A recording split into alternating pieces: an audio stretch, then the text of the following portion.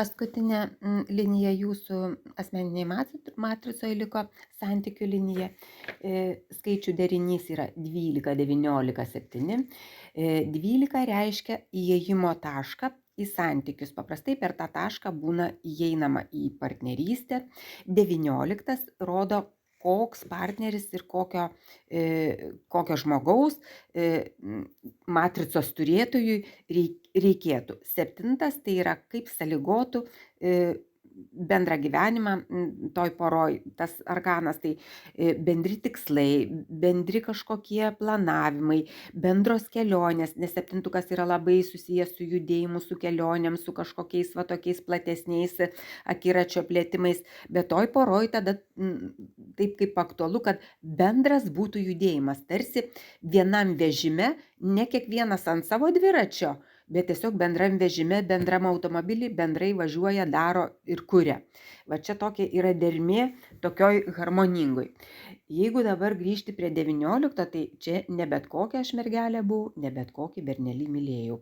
19 reiškia, kad tos matricos turėtojui buvo svarbu surasti partnerį, kuris būtų švytintis, spindintis, dosnus, socialiai netgi ryškesnės negu šiaip vidutinė. Net jeigu, pavyzdžiui, būna klasėje bernų, mes visi iš proletarų, bet būna vienas toks, į kurį visi labiausiai žiūri. Tai va čia jūsų žvilgsnis turėjo krypti į ten, kur yra, kad ir toj paprastesniai socialiniai grupiai, bet į kažką tokio ryškiausio. Ir gal, pavyzdžiui, net kaip pavyzdį, to berno galbūt ar to vaikio norėjo dar 10 panų, nes 19 arkanas yra labai ryškus. Tai iš tikrųjų dosnus turi būti, turtingas.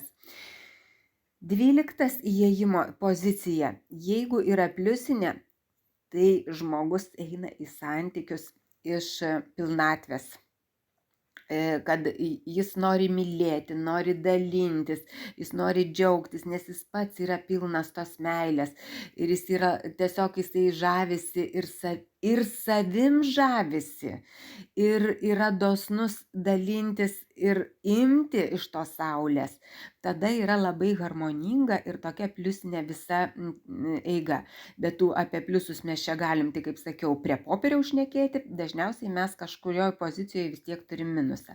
Nes minusinis, tai kai žmogus eina iš didelės baimės, Dieve mano, čia aš jau liksiu senmergė, jau visas, jau ir vaikus turi, va, reik man griebti, ir iš baimės.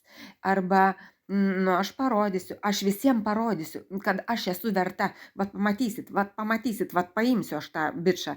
O paimti galima labai įvairiai, per seksą, per visokius, moteris turi labai daug įrankių, paimti ne savo kąsnelį, ne tai, kas jai priklauso. Taip kaip ir vyrai turi įrankių, bet ir moteris turi.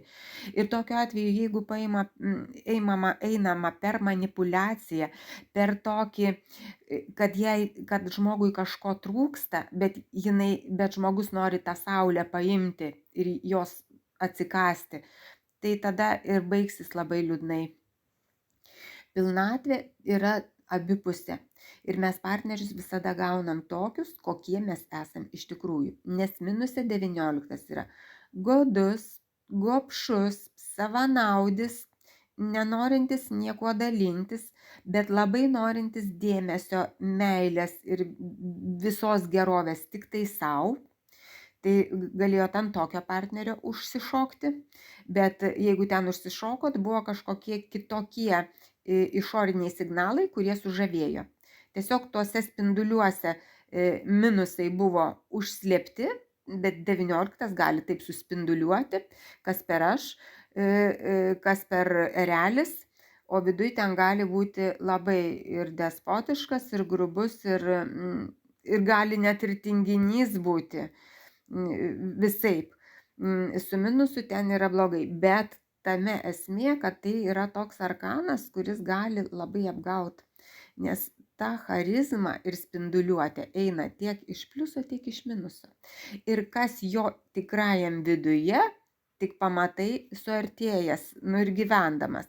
Čia žinot, kaip panašiai tikras ir netikras deimantas. Jie Nu, jie blizga, jopškailiokis, jie blizga, švyti, jie traukia, ar tikras, ar netikras, jie traukia, net šlifuotės jų yra panašios. Ir tik tai specialistas, kai jau būni kaip partneris, tada tu esi to deimanto ar to padirbto akmens specialistas.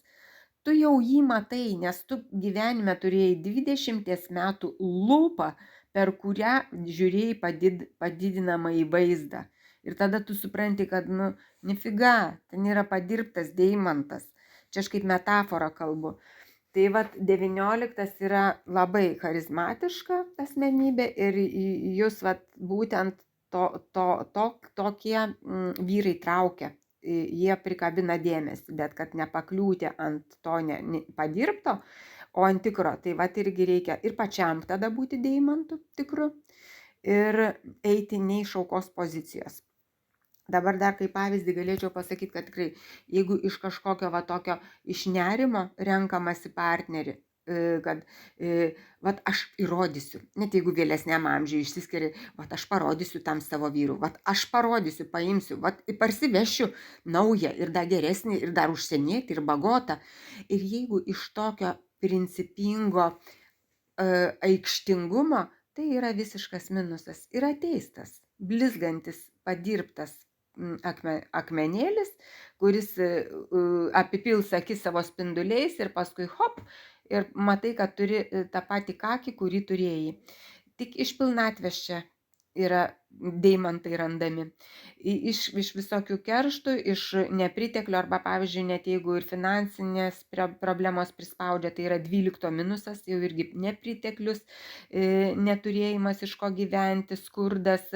Ir jeigu iš to, blemba, susirasiu vyrą ir jis mane ištrauks.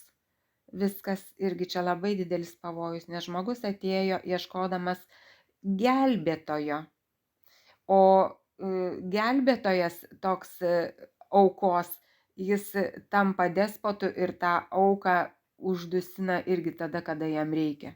Suvalgo ir patvarko.